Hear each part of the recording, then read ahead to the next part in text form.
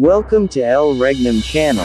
If you are new to this channel, please do not hesitate to click subscribe and hit the notification bell for you to be more updated of the coming videos.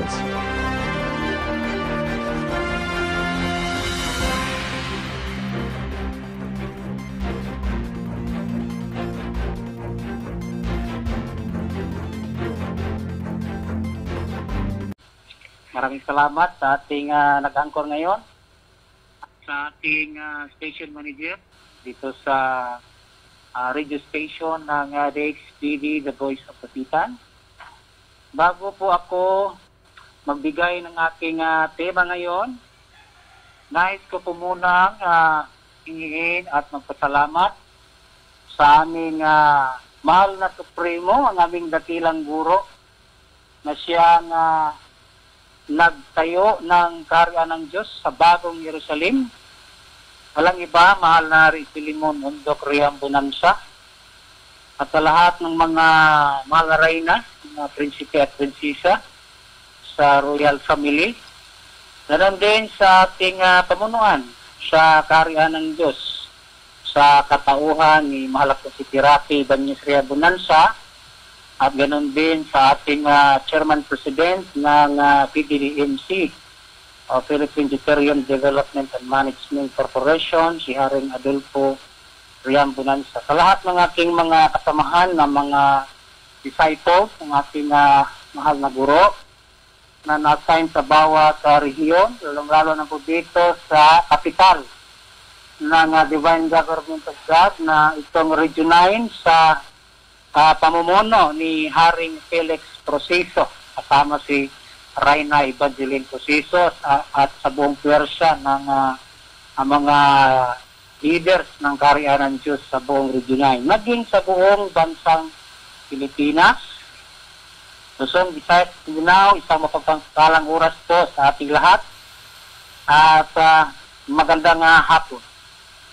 Mga kapatid, ang nais kong ibahagi sa inyo sa oras na ito ay ang tungkol sa kaharian ng Diyos. Marami pong mga bagay na mabasa natin na nagpapahayag patungkol sa kaharian ng Diyos. Lalo na yung sinabi ni Kristo na dapat unahin niyo muna ang paghanap sa kaharian ng Diyos at ang katuwiran, yung katuwiran na galing sa Diyos, at lahat ng mga bagay ay tawang idaragdag sa atin. So hindi po yan baliwalain ng mga tao. Kung nais po natin ng kompletong kaligtasan sa kalagayan man ng espiritu, lalong-lalo na sa kalagayan ng katawan, ay kailangan na sundin po natin ang payo ni Jesus. Karena yung kanyang payo bilang utos, payo na utos, na hanapin muna natin ang kaharian ng Diyos. Ngayon, hindi na po mahirap hanapin ang kaharian ng Diyos sapagkat meron na pong programa ng The Kingdom of God sa palatuntunang Consumatum Est, na sa maraming pagkakataon ay pinapahayag po namin sa pamamagitan ng radio program na ang kaharian ng Diyos ay naibigay sa isang bansa. Buhat ng ito ay kinuha ni Kristo noon sa bansang Israel, na ang kapital nito ay ang Jerusalem, na siyang banal na syudad. Kaya, ang bansa na nabigyan ni Kristo ng kaharian ng Diyos, o divino gobyerno ng Diyos na dati ay nasa bansang Israel, wala na po doon.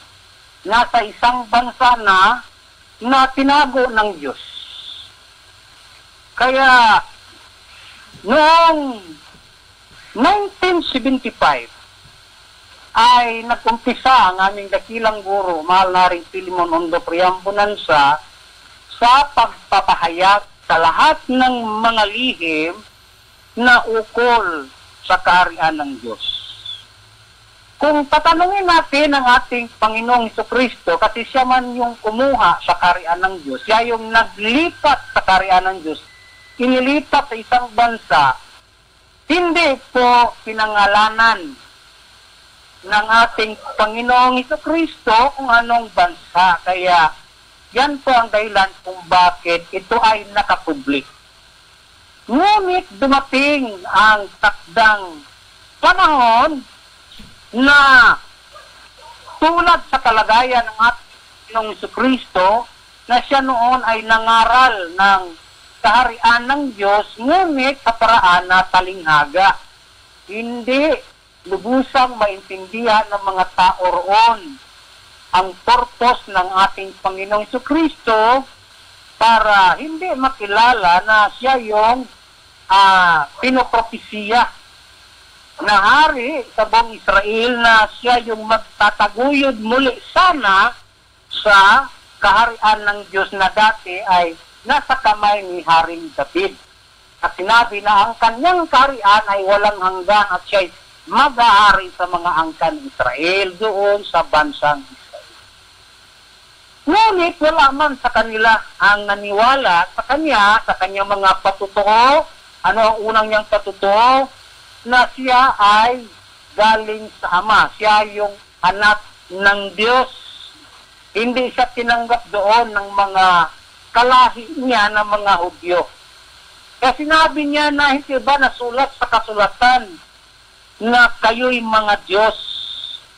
Sinabi ni Kristo na ang mga tao, lalong-lalo na yung mga kaharap niya noon, na mga Hudyo na kalahi niya, ay mga Diyos.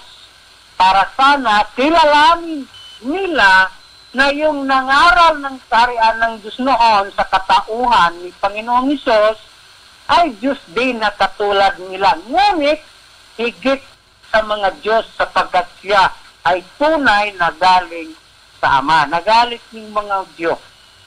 Hindi naniwala sa Kanya, kaya siya ay pinako sa cross. Sa makatuwid po ay kahit isang segundo bilang hari sana sa bansang Israel na tagapagtaguyod sa kaharian ng Diyos na doon kay David, siya yung tinaguriang anak ni David, sapagkat siya lahi ni Haring David, ay siya na muna ang mamuno sa kaharian. Kaso lang hindi po siya nakapaghari doon kahit isang segundo. Kaya ito po ang dahilan na kinuha niya ang kaharian ng Diyos at ibinigay sa isang bansa. Walang pangalan, kaya yan po ang malaking pagsusuri natin. Na hindi po ordinaryong tao ang makapagsabi kung anong bansa ang pinagbigyan, sapagkat ang nakakaalam lang po nito kung taglay po niya ang wisdom o banal na espiritu ng Diyos sa kanyang diwa.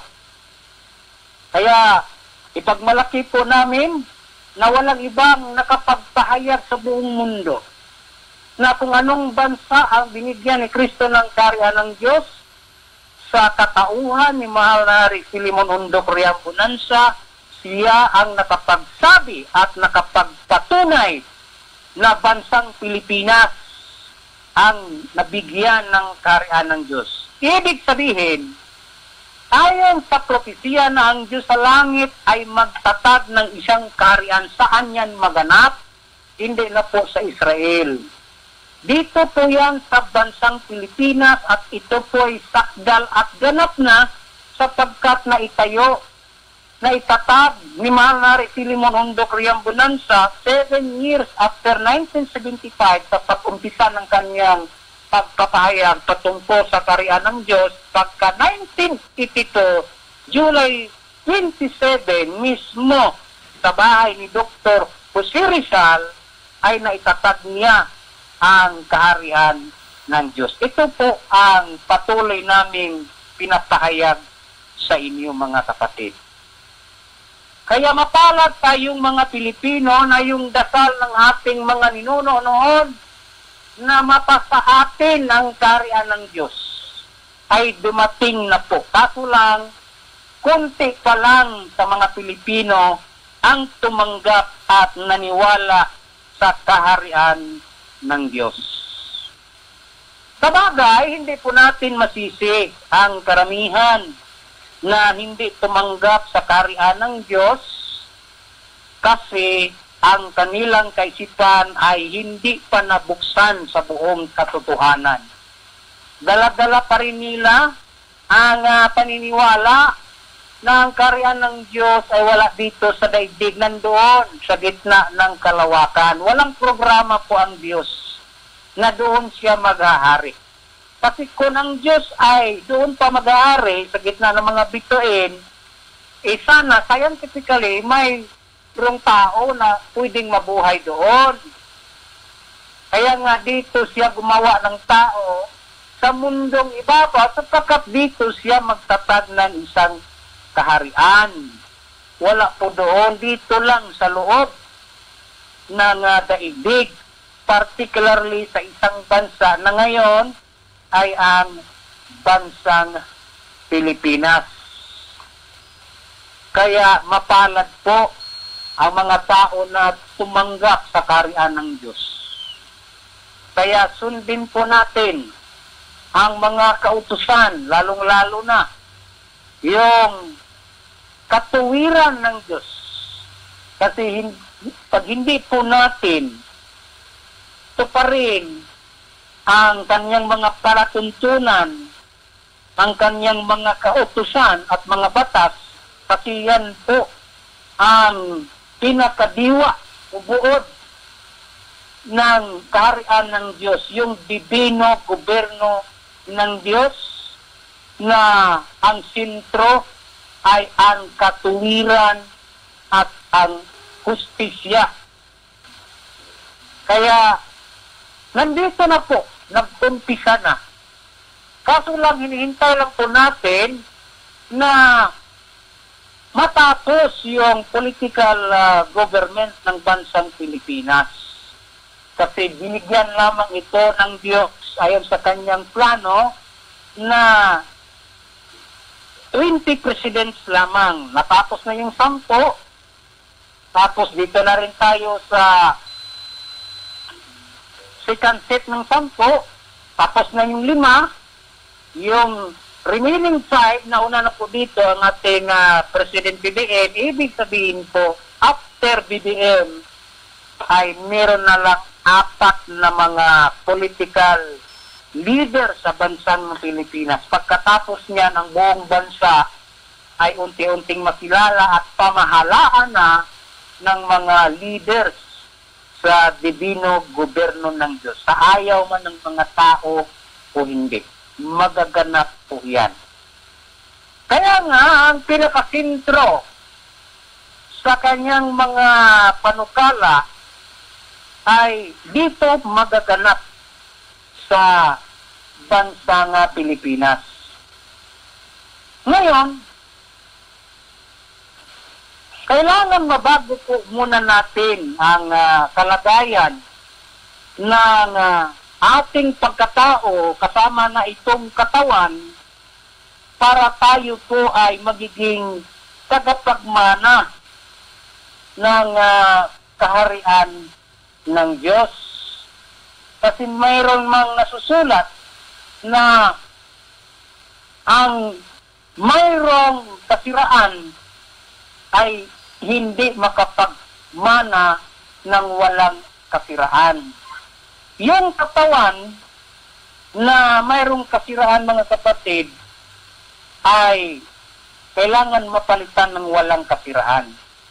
Kaya wag po nating i-misinterpret ang kasulatan na sinabi sa 1 Corinto 15:50 na ito yung naging batayan ng mga ngaral din na iba. Na sinabi dito, ang nakasulat, sinasabi ko nga ito, mga kapatid, na ang laman at ang dugo ay hindi makapagmana ng kaharian ng Diyos, ni ang kasiraan ay magmamana ng walang kasiraan. Ngayon, iniisip ng mga ibang mga ngaral na walang buhay na tao na pwedeng makapasok sa kaharian ng Diyos. Kasi sinulat man na ang laman at dugo ay hindi makapagmana ng kaharian ng Diyos. Ngayon, pag laman at dugo, ibig sabihin may katawan. So, ini-interpret ko nila dito na pag ang tao ay may katawan, kasi may laman at dugo, ay tunay na hindi makapagmana ng kaharian ng Diyos. Ibig sabihin, espiritu lang daw ang pwedeng magmamana ng kaharian ng Diyos. Ngayon, speaking of tagapagmana, basahin po muna natin kung ang tagapagmana ng kaharian ng Diyos ay wala bang katawan. Dito po sa sulat ni San Mateo 25:34 na ang sabi ay ganito: kung magkagayoy sasabihin ng hari sa nasa kanyang kanan, magsiparito kayo, mga pinagpala ng aking Ama, manahin ninyo ang kahariang nakahanda sa inyo buhat ng itatag ang sanglibutan. Ngayon, dalawang klase ang mga tao sa daigdig, mga kapatid. Yung mga anak ng Diyos at ang mga anak ng Diablo.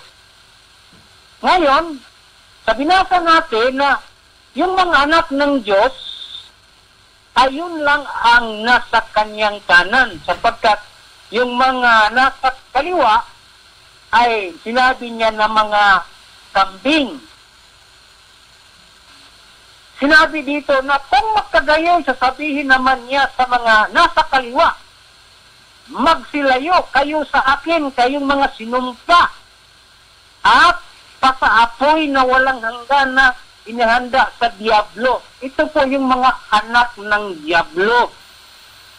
Ngayon, sino yung mga anak ng Diablo? Paano natin malaman sa dalawang klaseng mga tao sa daigdig, yung sinabi ng hari na yung mga tao na nasa kanan niya, yun ang mga anak ng Diyos, yun ang tagapagmana ng kaharian ng Diyos. Mga tao po yun. Mayroong laman at mayroong dugo. Yung nasa kaliwa, yung mga anak ng Diablo. Kung balikan po natin ang kalagayan ng ating Panginoong Jesucristo noon, habang siya'y nangaral ng kaharian ng Diyos at nagpapatuo po siya, nagpatutuo sa kanyang sarili na siya'y galing sa Ama, hindi po siya tinanggap. Kaya sinabihan niya yung mga tao na yon na kayo'y, ang ama ninyo ay ang Diablo, sapagkat hindi sila naniwala sa Kristo na nangaral ng kaharian ng Diyos.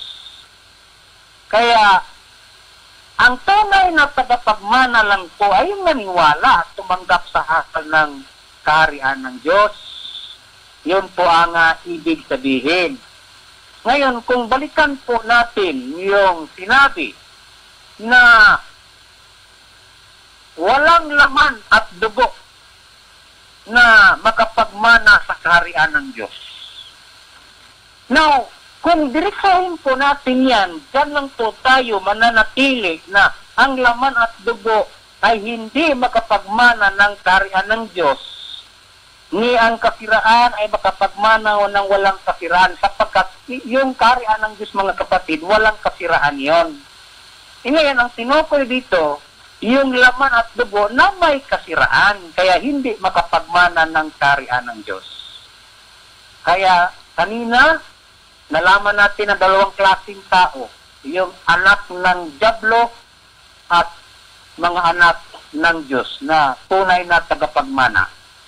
Ngayon naman, tatalakayin natin kung anong klaseng laman ang pwedeng makapagmana sa kaharian ng Diyos.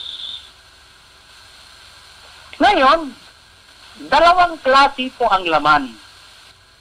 Na mayroong laman na naukol sa langit. Ibig sabihin, pag laman, katawan po yon ng tao.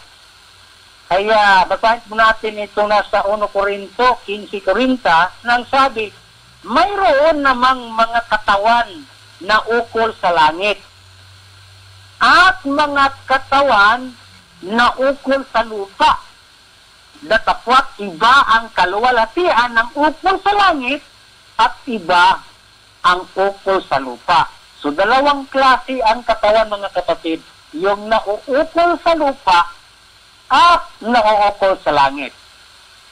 Ngayon, mga kapatid, kailan maganap na magkakaroon ng katawan na nauukol sa langit? Kung lalabas na po, mga kapatid, ang huling Adam, na ayon sa nakasulat, na gayon din naman nasusulat, ang unang taong si Adam ay nagiging kaluluwang buhay. Ang huling Adam ay naging espiritong nagbibigay buhay. Bagaman, ang ukol sa espiritu ay hindi siyang una, kundi ang ukol sa lupa. Pagkatapos, ang ukol sa espiritu. Ang unang tao ay tagalupa, na ukol sa lupa. Ang ikalawang tao ay tagalangit. So, meron na namang dalawang klaseng Adan. Yung unang Adan na ukol sa lupa, tagalupa.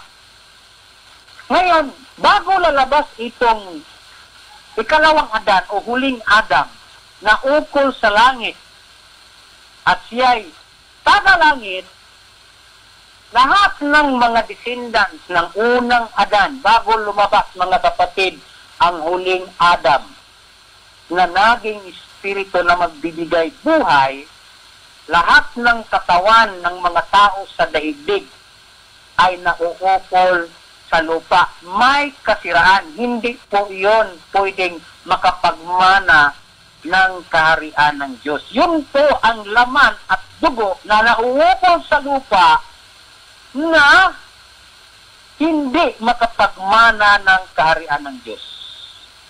Ngayon, sino lamang ang pwedeng makapagmana sa kaharian ng Diyos na may katawan, na may laman at dugo?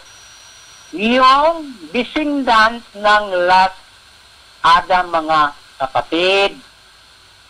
Kaya, kung tatanggapin po natin at paniwalaan na makilala na ang nagtatag ng kaharian ng Diyos, walang iba, mahal na Filimon Ondok Riam Bonanza, siya po ang last Adam na naging espiritu na nagbibigay buhay. Kasi nakasulat sa propesya na darating ang panahon na ang espiritu ng Diyos ay ibubuhos sa lahat ng mga laman.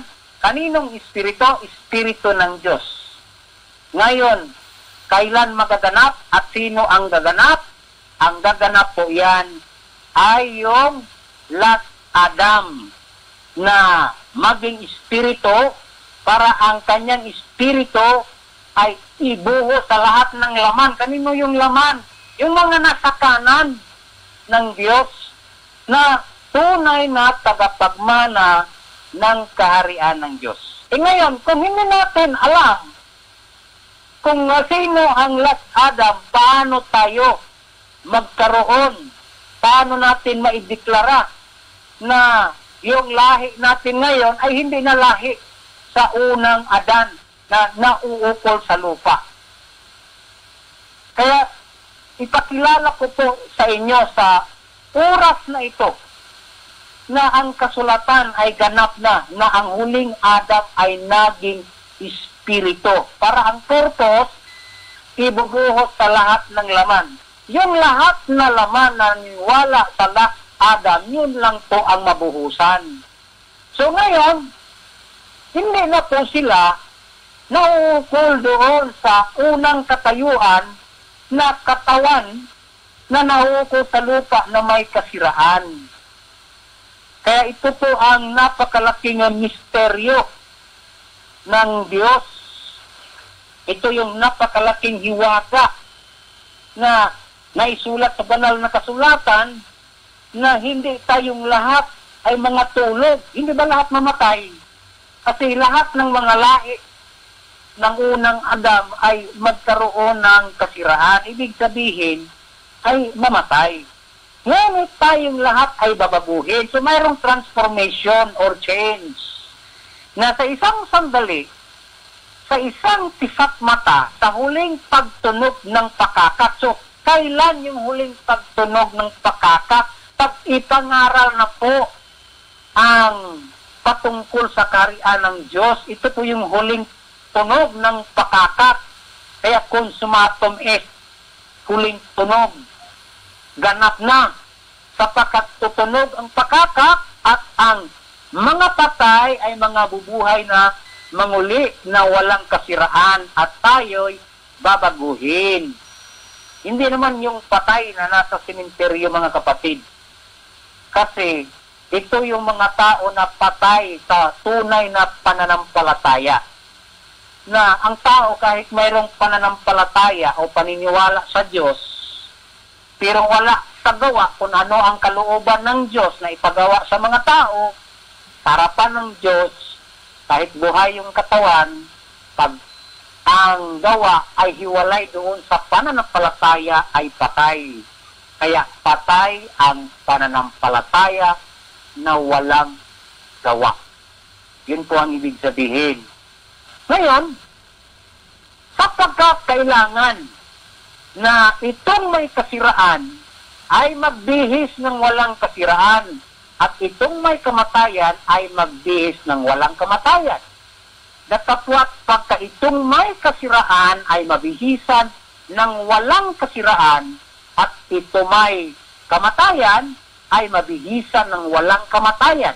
Kung magkagayoy ang mangyayari, ang wikang nasusulat nilamo ng pagtatagumpay ang kamatayan.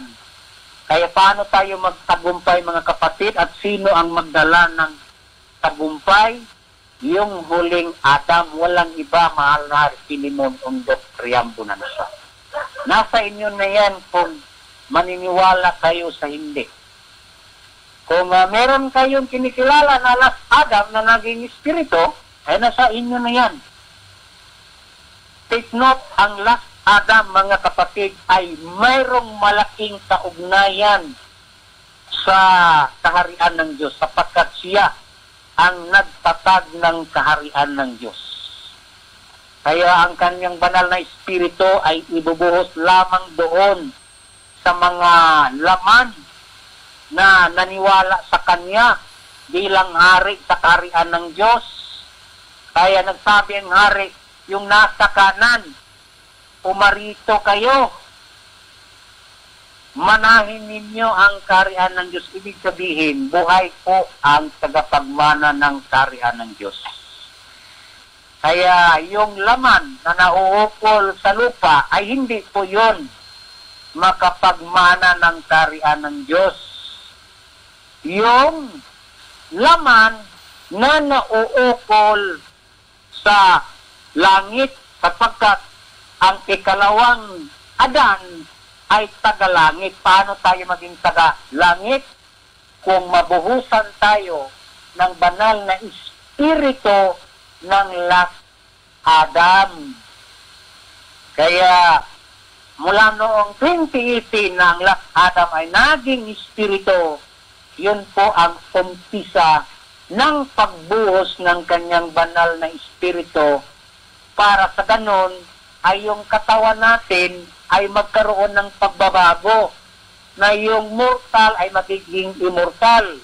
Yung may kamatayan ay wala ng kamatayan. Yan ang tagumpay sapagkat ang kahuli-hulihan na lilipulin ng Diyos na kaaway ay yung kamatayan. Yan ang malaking tagumpay para sa mga anak ng Diyos na may laman at tugo, ngunit nauukol sa langit. Yun lang ang pwedeng makapagmana ng kaharian ng Diyos. Ngayon, kung balikan po natin ang kalagayan ng unang Adam na tagalupa, meron pong mga anak na ang kasunod niya para pagparami ng lahi, doon sana kay Abel ang pagparami ng mga anak ni Adam na pipiliin ng Diyos, ngunit pinatay man ni Cain. Kaya, pinagkaloob si Seth, nang ibig sabihin ng Seth ay bagong binhi. Ang Diyos nagpili ng bagong binhi. Yung appointed seed. God appointed another seed. Yan ang ibig sabihin ng Seth. Na si Seth ay kawangis ni Adam. Yun ang dumami sa daigdig na mga anak ng Diyos. Yung mga anak ni Cain, anak ng Diablo. Ang anak ng Diyos, mga anak ng Diyos, yung lahi ni Seth. Ayun ang babaguhin ang katayuan. Paglalabas na yung last Adam, magkakaroon din ng lahi ang last Adam para yon ang godly line. Yon ang descendants, yon ang pinakapanganay sa lahat ng mga anak ng Diyos na hindi nalahi doon sa unang Adam na nauukol sa lupa na may kasiraan na hindi tagapagmana ng karian ng Diyos. Kaya sa panahon natin ngayon, sa bagong daigdig, kaya ito ay sinabi ni Kristo noon na sa bagong daigdig. Bakit bagong daigdig? Bagong mundo. Sapagkat bagong henerasyon. Kaninong henerasyon? Hindi yung henerasyon sa lahi ng unang Adam. Henerasyon na sa lahi ng last Adam. Kaya yan po mga kapatid, ang hiwaga na kalagayan ng mga anak ng Diyos na mabuhusan ng banal na espiritu ng Diyos. Ano na yun ang espiritu? Paano papasok sa tao yung espiritu? Sinabi ni Kristo doon sa Israel, sa mga tao na nakinig sa kanyang aral. Ang kanyang aral, walang iba, ay patungkol sa kariyan ng Diyos. Sinabi niya na ang espiritu ay siyang magbibigay buhay. Ngayon, siya'y nagbigay ng testimonya na ang kanyang salita ay siyang espiritu. Ano ang kanyang salita? Espiritu. Ano ang kanyang mga sinasalita o sinasabi? Pangangaral tungkol sa kariyan ng Diyos.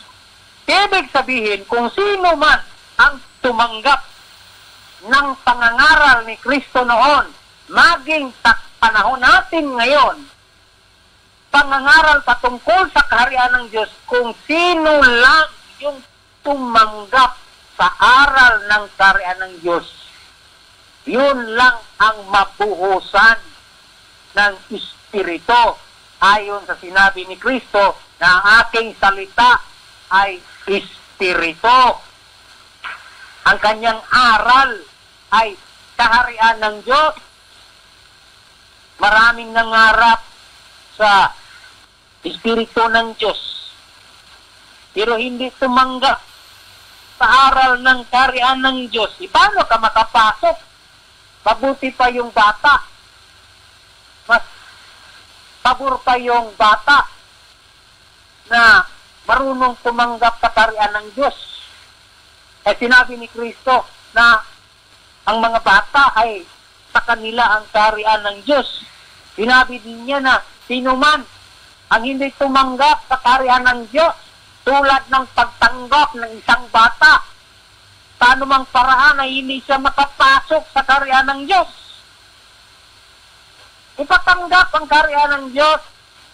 Kung hindi mo patanggapin, paano ka makapasok sa kaharian ng Diyos? So, hindi ka tunay na tagapagmana ng kaharian ng Diyos. Tagapagmana ng divino gobyerno ng Diyos. Mapalad sana ang mga Pilipino sapagkat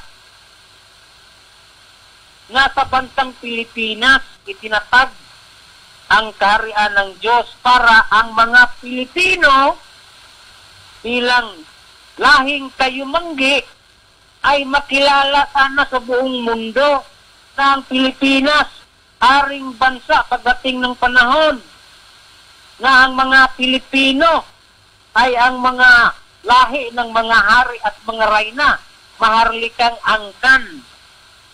Hindi ka tatawaging maharlika kung walang kaharian. Yung royal, paano ka tatawaging royal kung walang kaharian? Ngayon, dito naman sa Pilipinas, mga kapatid,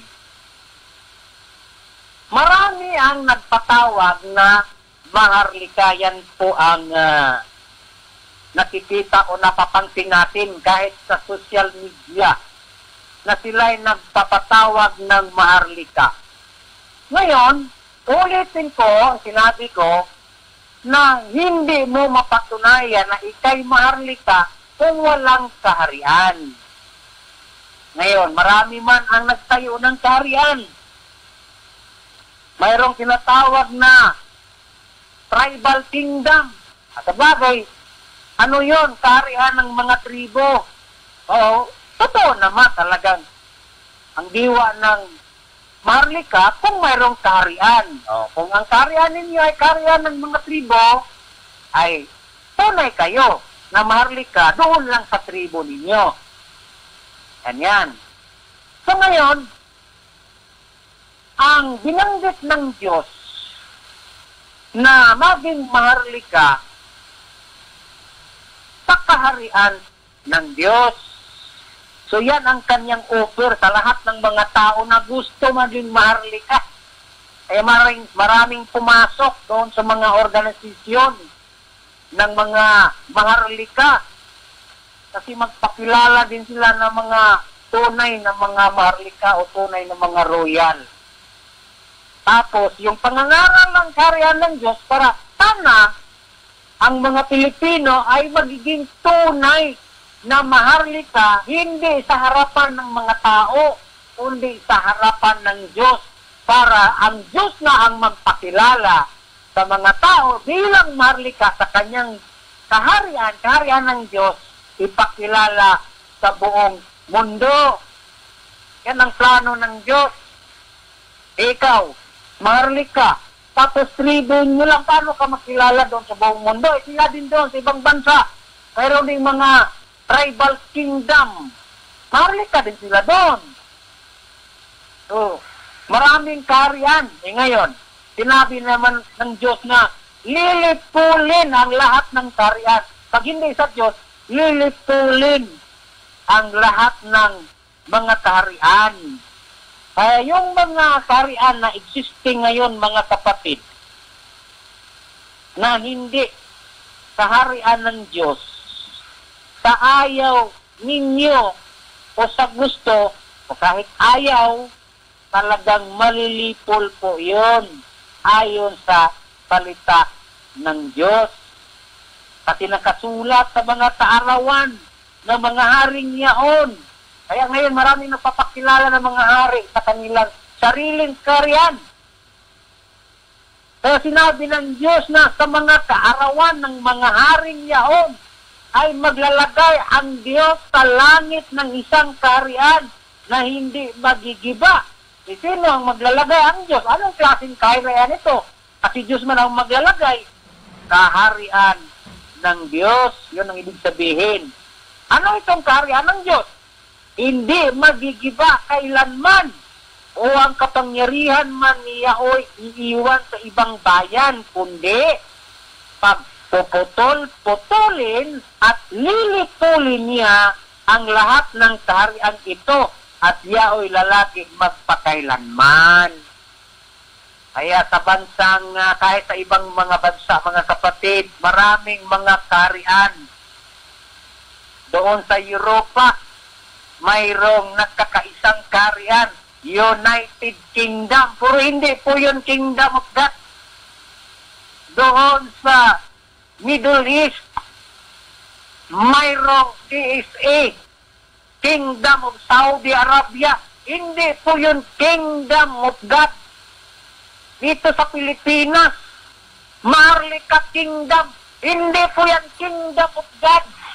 Yan po ang tinutukoy dito na lilipulin niya ang lahat ng kaharian kapagkat ang mananatili lamang ayon sa plano ng Diyos, Kingdom of God.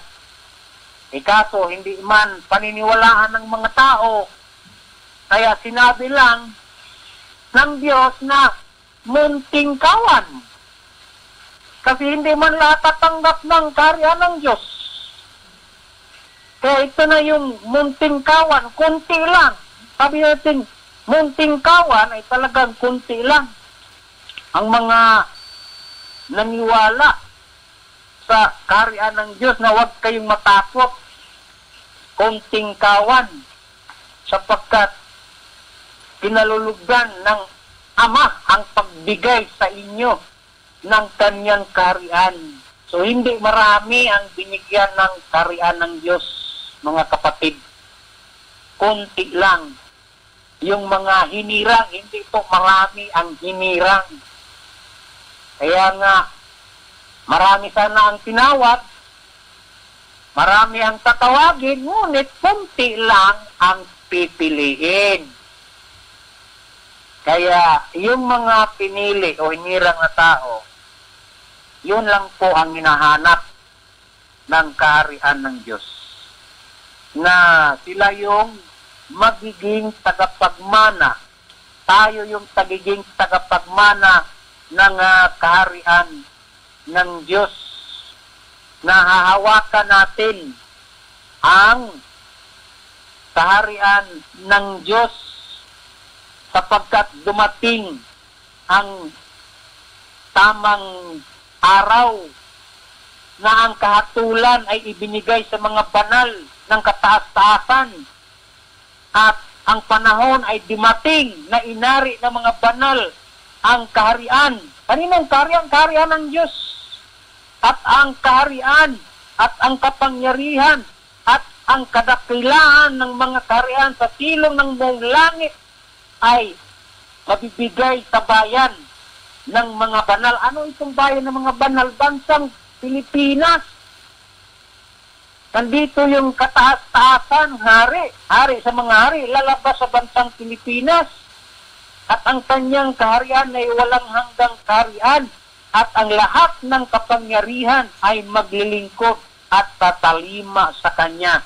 Darating ang panahon na ang bansang Pilipinas dahil sa kaharian ng Diyos, hindi dahil sa Maharlika Kingdom. Dahil sa kaharian ng Diyos ay magiging haring bansa sa buong mundo. Yan ang panukala ng Diyos. Hindi po ito panukala ng tribal kingdom o Maharlika Kingdom.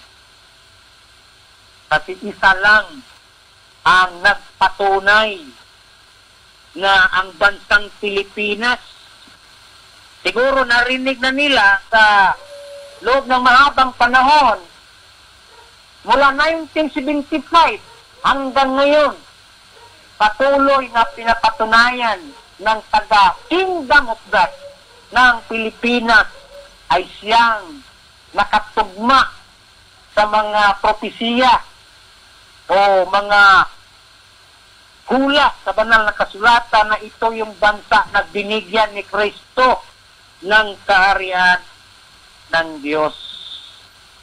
Kaya sila din, nais din nilang magpakilala na maging Maharlika, kaya nagtatag ng Maharlika Kingdom.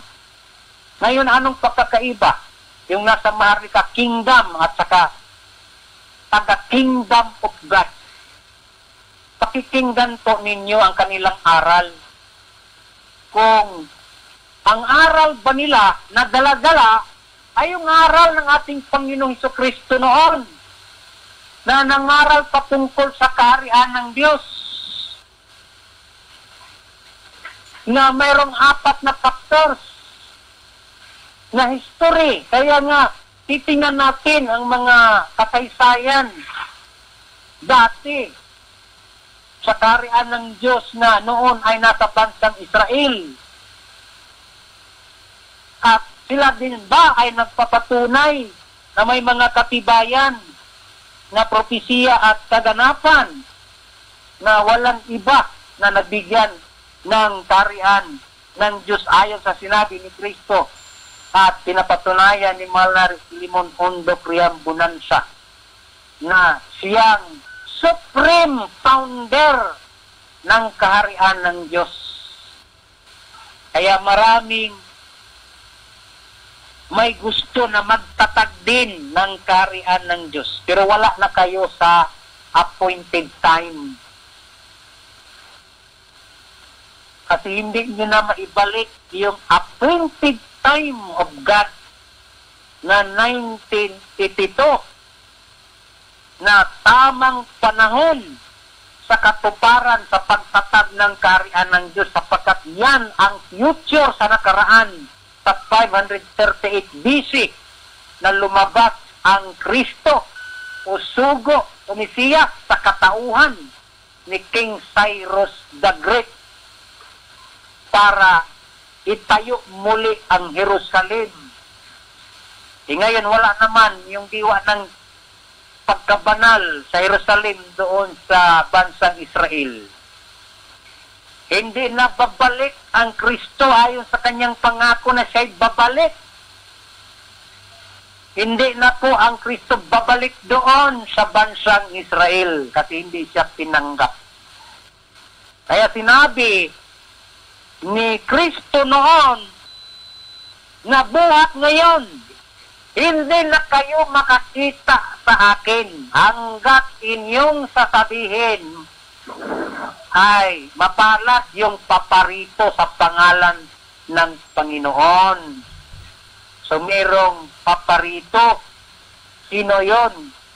Yung taglay niya ang Espiritu ng katotohanan sapagkat ipangaral niya ang buong katotohanan o mga lihim sa kaharian ng Diyos. Kasi hindi ito isang ordinaryong bagay, mga kapatid. Ang aral sa kaharian ng Diyos. Kasi ang kaharian ng Diyos ay puno ng lihim. Kaya sinabi ni Kristo sa mga tao noon, sinabihan niya ang kanyang mga alagad na mapalad kayo sapagkat pinagkaloob sa inyo ang pagkaintindi sa kaharian ng Diyos. Ngunit sa kanila ay hindi pinagkaloob. So dalawang klase ang mga tagapakinig sa kaharian ng Diyos. Yung pagkalooban ng pag-intindi at yung mga tao na hindi pagkalooban. Anong gagawin sa mga tao na hindi pagkalooban sa pag-intindi sa kaharian ng Diyos? Diyos ang nagsara sa kanilang isipan sapagkat sila ay kilala ng Diyos na hindi kanyang mga tupa. So, sinabi ng Kristo na ako'y nakakilala sa aking mga tupa at ang mga tupa na ito ay nakakilala sa kanyang tinig. Ano ibig sabihin nun? Yung mga tupa, mga tao yun. Ano bang tinig ni Kristo? Aral sa kaharian ng Diyos.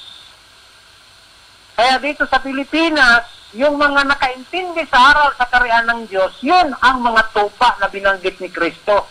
Ng aking mga tupa ay nakakilala sa aking tinig. Ibig sabihin yung mga tao na nakaintindi sa aral ng kaharian ng Diyos, na ang kaharian ng Diyos dumating dito sa daigdig noon sa bansang Israel. Wala na doon dito, nasa bansang Pilipinas. Sinong nagtatag? Isa lang, ang aming dakilang guro, mahal na supremo sa kingdom of God. Kaya supreme founder sa the kingdom of God, mga kapatid. Kaya hindi kayo makapagsabi na mayroong ibang tao umpisa sa 1975 na nangaral kahit bago pa dumating ang 1975. Noong wala nang mga ngaral sa kaharian ng Diyos kasi noon yung mga apostolit ay pinag-uusik at pinapatay maliban lamang ni Juan.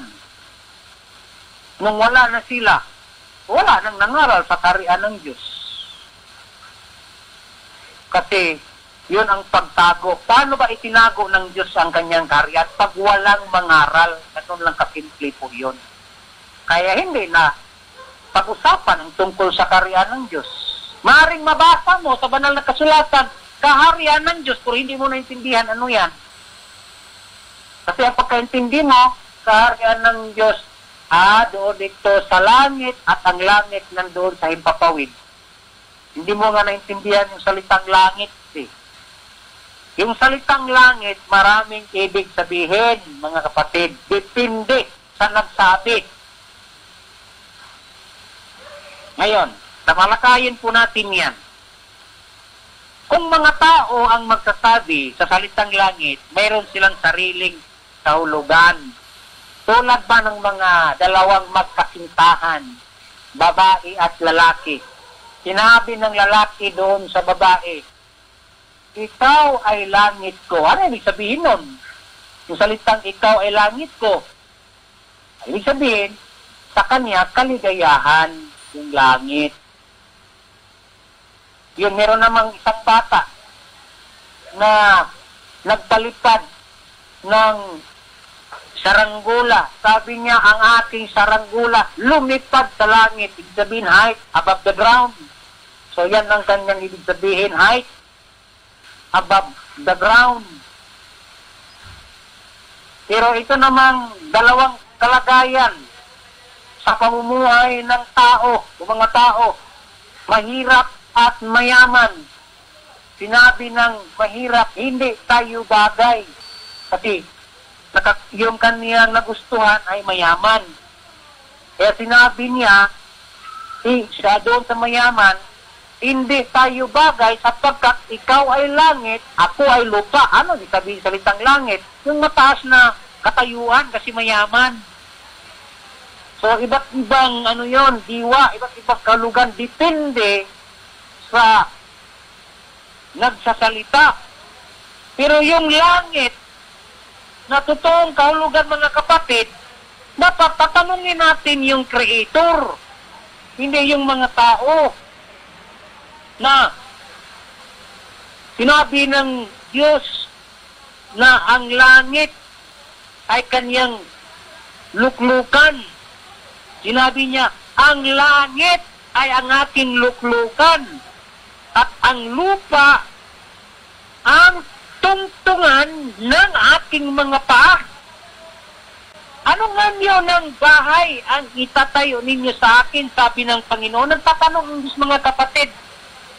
Pati siya ang nagbigay ng tamang kahulugan sa salitang langit kasi siya yung creator ng heaven and earth.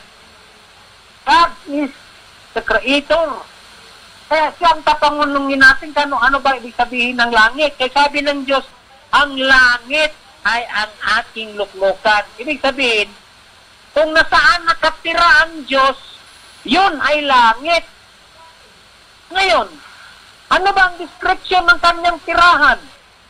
Ang sabi niya, ang lupa ay tungtungan ng aking mga paa. Ibig sabihin, ang Diyos may mga paa. Pero saan nakalapat ang kanyang mga paa? Sa lupa. Ngayon, ang tanong ko sa inyo, nasaan ang tirahan ng Diyos? Doon sa kalawakan o nasa lupa? Kaya tinanong ang mga tao ng Diyos. Sabi ng Diyos, ano nga nyo ng bahay ang itatayo ninyo sa akin, sabi ng Panginoon. Sabi din niya, sa pamamagitan ng tanong, o anong dako ang aking pahingahan?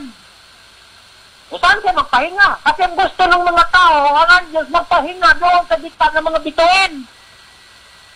Ang Diyos ay nagpapatunay na ang kanyang mga paa ay nakatungtong sa lupa. Kaya dito siya sa lupa gumawa ng tao. Para dito siya sa lupa, hindi doon sa kalawakan, nakilala bilang Diyos. May mga tao ba doon sa kalawakan para sambahin nila ang Diyos na nakatira doon sa kalawakan sa gitna ng mga bituin? Mali! Ano bang tama? Ang Diyos ay nanirahan dito lang sa daigdig. sa ibabaw ng lupa. Wala namang lupa doon sa sa kalawakan. Kaya saan ba tayo magbigay ng glory, magbigay ng paggalang sa Diyos, magbigay ng pananampalataya? Dito lang sa daigdig, mga kapatid. Kaya sinabi niya na darating ang panahon sa mga hari niyaon ang Diyos sa langit. Ibig sabihin, kung saan siya nakatira, yun ay kanyang langit. Yun ang tunay na kahulugan. Ngayon, surihin natin. Sa pinakauna na kalagayan ng daigdig, saan ba nakatira o nagpahinga ang Diyos? Nagpahinga ang Diyos doon sa Eden. May lupa. Nang nagkasala si Adam, nawala yung Eden, nawala na parang ang tirahan ng Diyos. Kaya ang Diyos lumipat ng bagong tirahan.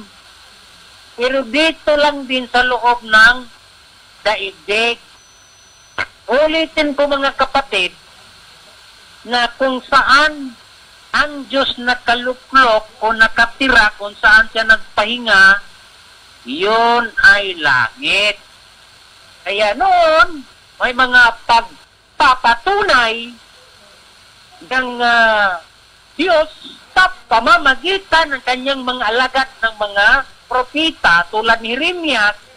Sinabi ni Jeremias ayon sa panukala ng Diyos na sa panahong yaon ay tatawagin nila ang Jerusalem na luklukan ng Panginoon. Ibig sabihin, Jerusalem, tirahan ng Diyos o luklukan ng Diyos. Sabi ng Diyos, ang langit ay ang ating luklukan. Ngayon, sinabi dito, Jerusalem ay luklukan ng Diyos.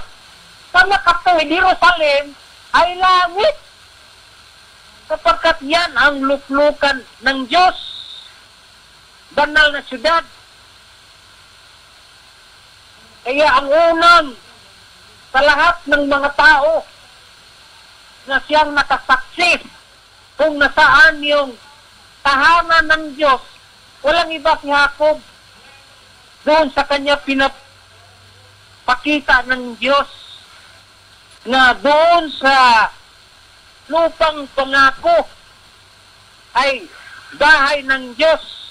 Nakita ni Jacob na ang bahay ng Diyos ay nasa loob lang ng lupang pangako. Wala doon sa impapawid yung bahay ng Diyos. Bakit tinawag yan? Sa simpleng pag-intindi lang natin, mga kapatid. Ganito lang. Bakit tinawag yan na bahay ng Diyos? Sino nakatira? Diyos. Kung sasabihin na bahay ni Juan, sapagkat si Juan ang nakatira dyan. Si Juan ang nagbumayari ng bahay. Yan ang luklukan ni Juan, kaya bahay ni Juan. Bahay ni Pinlo. Iyon ang nakita ni Jacob. Bahay ng Diyos, tinawag niyang Bethel. Bahay ng Diyos na saan? Sa loob lang ng lupang pangako. Kaya nagbigay siya ng palatandaan. Yung bato na ginawa niyang unan. Kung nagising na siya sa revelasyon ng Diyos sa panaginip na ang bahay ng Diyos at ang Diyos ay nasa loob ng lupang pangako.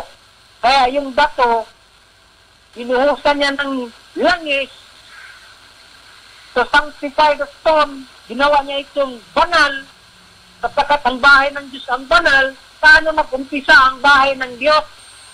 Bato. Bato ang itinayo ni Jacob na ang batong ito ay magiging bahay ng Diyos. O, nasa loob lang ng lupang pangakong bahay ng Diyos, mga kapatid. Kaya, materialist, sa panahon ni Haring Solomon, siya ang inutosan ng Diyos na itayo ang kanyang bahay. Kaya, bahay ng Diyos, hindi bahay ni Solomon. Kasi si Haring Solomon, doon siya nakatira sa palasyo. Yun ang kanyang bahay. Palasyo ni Haring Solomon. Kaya tinawag niyang bahay ng Diyos kasi yung banal na Espiritu ng Diyos doon nakaluklok. Doon sa tipan na bato, yung Ark of Covenant, yun ang palatandaan na nandoon yung banal na Espiritu ng Diyos. Na ang Diyos pag makipagtalastasan, makipag-usap kay Moses, si Moses haharap doon sa Ark of Covenant. Nandoon yung Diyos, banal na Espiritu ng Diyos. Binasaan yun. Nasa loob ng lupang pangako. Kaya kung hanapin natin, mga kapatid, sa kapal ng banal na kasulatan, mula Genesis hanggang Revelation o Apocalypse, dalawang bagay lang na mahalaga ang pinapahanap ng Diyos. Una, sinabihan niya si Moses, sabi ng Diyos, hanapin niyo ako upang kayo'y mabuhay. Ibig sabihin, hanapin natin ang Diyos. Ang purpose, para tayo ay mabuhay na kasama niya, kasi ang kanyang plano, bibigyan tayo ng buhay na walang hanggan. Pangalawa, sinabi niya, dapat hanapin niyo muna ang kaharian ng Diyos. Sapagkat hindi po magkahiwalay ang Diyos at ang kaharian. Kaya kaharian ng Diyos hindi po magkahiwalay. Kung makita po natin ang kaharian ng Diyos, at katumbas po niyan ay nahanap po natin ang Diyos. Yan po ang ibig sabihin na isunod din natin ang katuwiran, maging matuwid tayo ayon sa palatuntunan, mga kautusan at mga batas ng Diyos. Hindi lang yung pagsunod natin sa mga kautusan na ayon sa gobyerno ng tao. Kung marunong nga tayo sumunod sa gobyerno ng tao, ano pa kaya doon sa divino gobyerno ng Diyos? Kasi nag-umpisa na po ito dito sa bansang Pilipinas, founded in 1982. Pagka 2022, ay nag-umpisa na yung implementasyon sa pamamagitan ng mga leaders. Kasi gobyerno po ito. Tulad ba sa gobyerno natin ngayon na every 6 years ay magkakaroon ng panibagong pamunuan. Ibig sabihin, panibagong gobyerno. Kasi walang pamunuan kung walang gobyerno at walang gobyerno kung walang pamunuan. Yan ay ibig sabihin. Pamunuan ng tao every 6 years nagbabago. Depende kung anong klaseng utak sa pamunuan. Kung anong klaseng utak sa pamunuan, ganon ang klaseng sistema sa gobyerno. Ito, gobyerno ng Diyos. Kung ano ang plano ng Diyos, yun ang pinakamagandang plano para sa tao na naghahanap ng tunay na pagbabago. Walang tao na makapagbigay sa inyo ng tunay na pagbabago kahit ilang beses nating pangarapin. Mangarap tayo ng maraming pagkakataon na mabago ang sistema ng Pilipinas ayon sa pangako ng mga kandidato na magbibigay sila ng tunay na pagbabago. Kumusta mga kapatid? Naibigay ba? O di ba hindi? Pero umasa tayo noon. Sabagay, yung salitang umasa, hindi mo pa nakikita. Hoping ka lang ba na magbigay? Pero sa totoo lang mga kapatid, kahit nandyan yung pag-asa natin na tunay na pagbabago, hindi po yan maibigay sa tao na tao din ang namumuno. Kaya nga, ang plano ng Diyos sa tunay na pagbabago, mga kapatid, yung Diyos lang ang makapagbigay sapagkat nakasulat na Diyos lang ang magbabago sa lahat ng mga bagay. Now, ngayon, ano ang palatandaan sa pagbabago sa lahat ng mga bagay? Sa anong paraan ipagkakaloob ng Diyos yung mga katungkulan bilang mga saserdote sa kaharian ng Diyos at bilang mga hari sa kaharian ng Diyos sapagkat ang Diyos ay hari sa mga hari.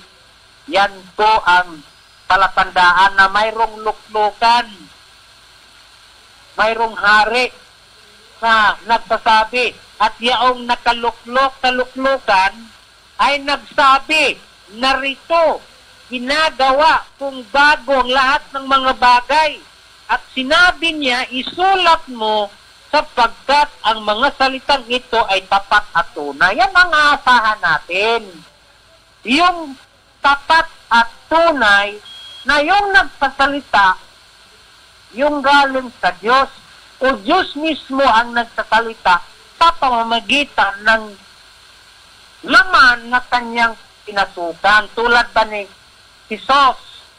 Paano ba nagsalita yung Ama doon sa bibig ni Jesus? Sapagkat yung Espiritu ng Ama ay doon pumasok sa katawan ni Jesus, sa loob ng kanyang katawan. Kaya yun ang nagsasalita.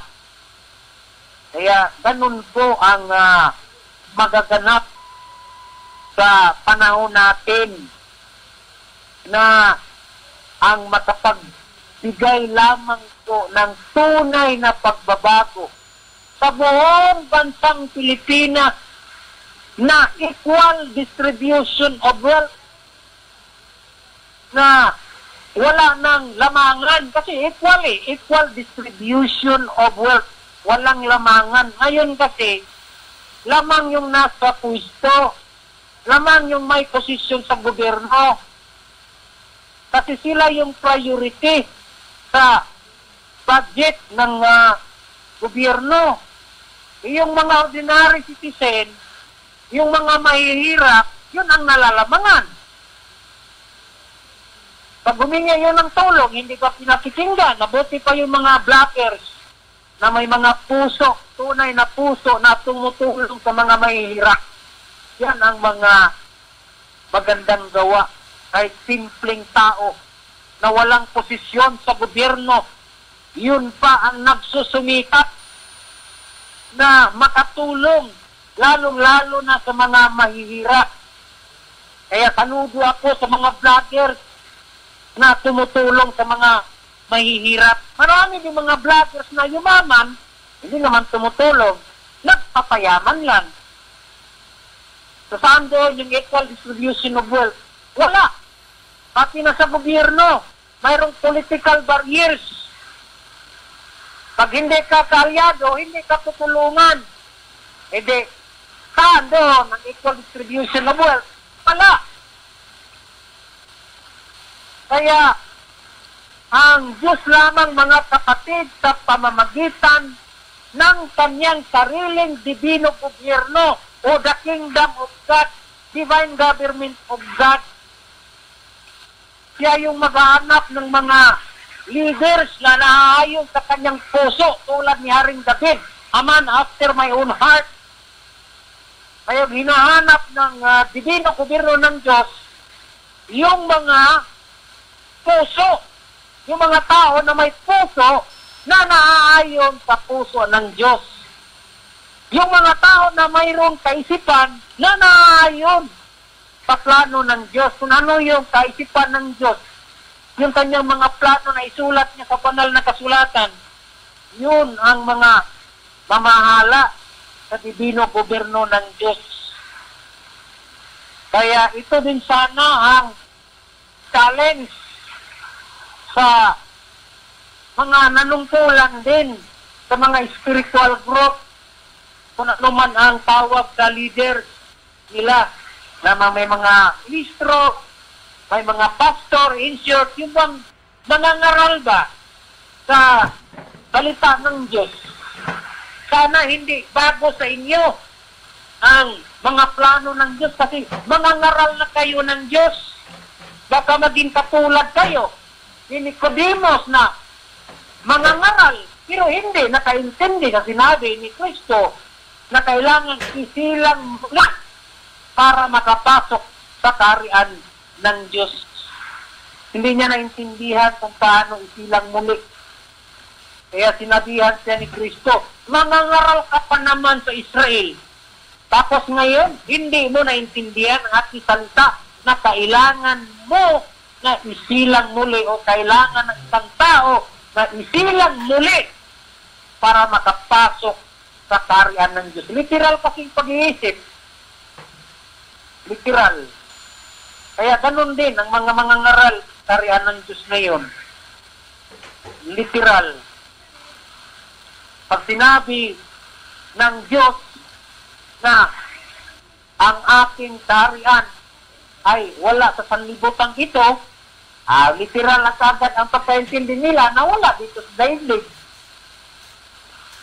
Ano bang ibig sabihin ni Kristo noon? Kung sinabi niya, para pa ni Poncio Pilato, na nung tinanong siya na ikaw ba'y hari, at sinagot naman niya ito na talagang totoo, ang sunod na katanungan, nasaan ang iyong kaharian? Sinabi ni Kristo, ang aking kaharian ay wala sa sanlibutan ito. Mayroong ibig sabihin nun. Kasi, kinuha man ni Kristo ang kaharian ng Diyos mula sa bansang Israel, ibinigay sa isang bansa, kaya sinabi niya na ang aking kaharian ay wala sa sanlibutan ito. Wala na doon sa bansang Israel. Yun ang sanlibutan ng kanyang paghaharian sana. Yung mga angkan ni Israel, yung dalawang mga angkan ni Jacob o Israel, sana ang kanyang paghaharian. Kaso hindi man siya tinanggap, kaya sinabi niya na alisin sa inyo ang kaharian ng Diyos at ibibigay sa isang bansa. Kaya sinabi niya na ang aking kaharian ay wala sa sanlibutan ito. Saan ba siya nagsasalita? Sa bansang Israel, wala na sa Israel. Dito na sa bansang Pilipinas. Kaya kung hanapin natin ng Diyos, huwag kang maghanap doon sa bansang Israel. Umalis pa si Kristo doon. Sinabi niya na kailanman hindi na kayo makakita sa akin. Kasi hindi na siya babalik doon. Saan siya magpapakita? Isang bansa na binigyan niya ng kaharian ng Diyos. Bansang Pilipinas. Dito siya magpapakita. Kaya sinabi sa halaman ni Haring Solomon, pinakataan siya ng Diyos, sabi ng Diyos, huwag mo akong masdan sapagkat ako'y kayumanggi. Yung Kristo mga kapatid, kayumanggi. Sapagkat isang Pilipino na tulad natin. Yun lang din ang hindi matanggap ng mga Pilipino, karamihan. Kasi gusto ng mga Pilipino na ang lalabas na Kristo ay yung lahi ng mga Hudyo. Ngayon, sinabi ni Kristo na ang pagbabalik ng anak ng tao, paano ba siya magbabalik bilang anak ng tao? Isilang. Kaya sabi ni Kristo, sa panibagong lahi, sapagkat uupo ang anak ng tao, kayo na nagsusunod sa akin ay uupo din sa 12 upuan at paghaharian ang mga angkan Israel. May pagbabagong lahi. Yung sugo ng Diyos noon, ang lahi ng sugo ay isang Hudyo, hindi tinanggap ng mga Hudyo. Ngayon, sa ating kapanahunan, ang lahi ng Kristo, isang Pilipino. Kaso, hindi rin tatanggapin ng karamihan. Kasi gusto nila na ang darating ay yung lahing Diyo, umalis na nga doon. Hindi na siya yung lahing Hudyo, nagsalita na kailan may hindi na kayo makakita sa akin. Nangarap ng mga tao na nais silang makita si Jesus bilang Hudyo, bilang Kristo na lahi sa mga Hudyo. Hindi na yun nakikita. Kaya nag-iwan lamang siya ng bakas ng kanyang mukha para malaman, meron tayong idea, ano ba yung mukha ni Jesus noon? Wala mang mga cellphone doon na magsilpi. Walang mga painter para iduhit ang mukha ni Jesus. Kaya nag-iwan siya ng bakas, yung tinawag na Surod of Turin. Yan po ay tunay na mukha ni Jesus, yung Surod of Turin. Yun, yung napintura ay yung kaniyang sariling dugo. Ayun ang mukha ng isang Kristo noon. Ngayon, ang mukha ng Kristo, isang Pilipino. Ay sinabi niya, huwag niyo akong masdan sapagkat ako'y kayo manggi. Nais niya kasi yung mistiso. Kaya, hindi man lahat ang tatanggap sa kaharian ng Diyos. Hindi lahat ng mga Pilipino ang tatanggap sa Kristo bilang Pilipino, bilang hari sa kaharian ng Diyos, para magpakilala sa bansang Pilipinas na haring bansa pagdating ng araw, haring bansa sa buong mundo. Kaya sinabi niya na wala na kasing Kristo na magpapako ka sa krus, wala na po. Kasi siya ay isang hukom. Kaya sinabi niya, at tungkol sa aking mga kaaway, na ayaw na ako ang maghari sa kanila, dalhin nyo sa aking harapan at papatayin ninyo. Take note, mag-utos na yung Diyos sa pamamagitan ng kanyang Kristo na lahat ng ayaw sa kanya bilang hari ay mayroon siyang gagawing utos na ipapatay. Hindi lang natin alam kung paanong paraan na ipapatay. Kasi ang Diyos papatayin yung mga walang pananampalataya, maraming paraan, mga kalamidad. Lahat ng mga paraan na ibigay ng Diyos para mamatay yung mga walang paniniwala sa Diyos. Kasi yun lamang naniniwala ang bigyan ng kaloob na tunay na tagapagmana sa kaharian ng Diyos. Yung mga naniwala sa Last Adam, tunay na kabuhusan ng banal na espiritu ng Last Adam para sila'y tawagin na nauukol sa langit, hindi na yung katauhan na nauukol sa lupa.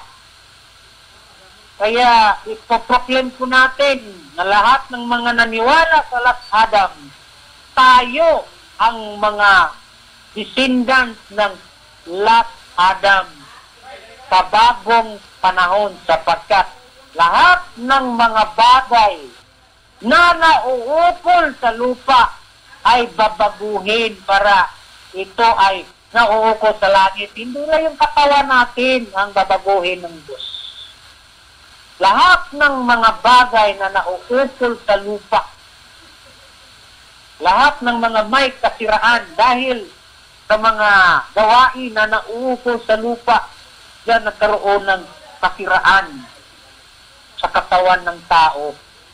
Yung mga masamang gawa, yung mga bisyo o anumang mga gawain na kontra doon sa kalooban ng Diyos. Mga kapatid, wala na po tayong sapat na oras sa ngalan ng ating dakilang guro, mahal na rin Filemon Undo Kriang Bonanza, at ganun din sa ating chairman president na namumuno ngayon sa kaharian ng Diyos sa katauhan ni Mahal na Prinsipe Rocky Kanyes Riang Bonanza. At sa buong puwersa ng kaharian ng Diyos, kami po ay nagpapasalamat hanggang sa muli itong lingkod live dito sa Purok New Jerusalem sa banal na syudad ng Dapitan. Isang mapapalang oras Maraming salamat sa inyong pakikinig. Mabuhay the Kingdom of God. Balik po natin sa Anchorman, dyan sa ating masigasig na station manager sa Radio DXPD, The Voice of Kapitan. Maraming salamat.